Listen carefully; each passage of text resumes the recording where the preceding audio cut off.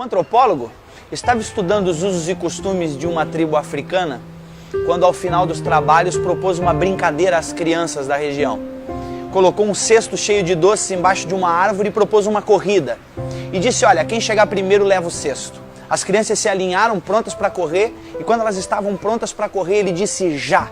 Todas deram as mãos e correram juntas até a árvore, pegaram o cesto juntas e comemoraram juntas. O antropólogo olhou curioso para aquela situação e uma das crianças olhou de volta para ele e disse, Ubuntu, tio.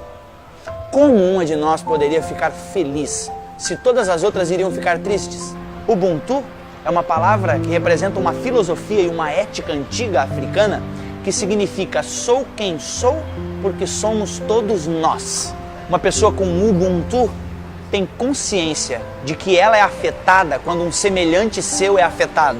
Ela sabe que o mundo não é uma ilha, que ela precisa dos outros para ser ela mesma. Ubuntu fala de respeito básico pelos outros. Ubuntu é compaixão, partilha, empatia. Ubuntu diz que ser humano é ser como os outros e que ser como os outros deve ser tudo. Deus é três. Mesmo sendo um só Deus, consegue ter comunhão plena, como disse Ricardo Barbosa, Deus é uma eterna comunhão de três pessoas divinas. Jesus orou um dia dizendo, Pai, eu oro para que eles sejam um, assim como eu e tu somos um.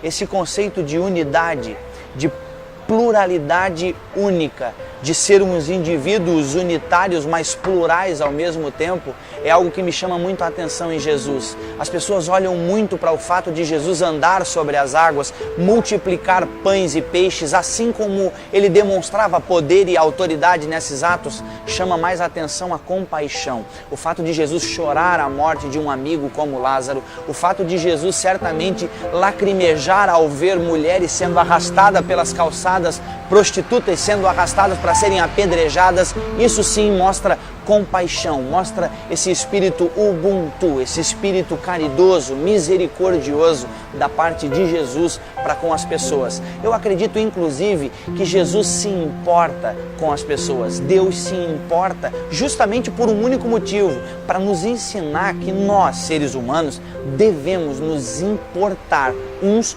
com os outros. Segundo os Hebreus, fomos feitos um do outro. Foi do lado de Adão que Deus tirou a porção necessária para a construção do novo humano.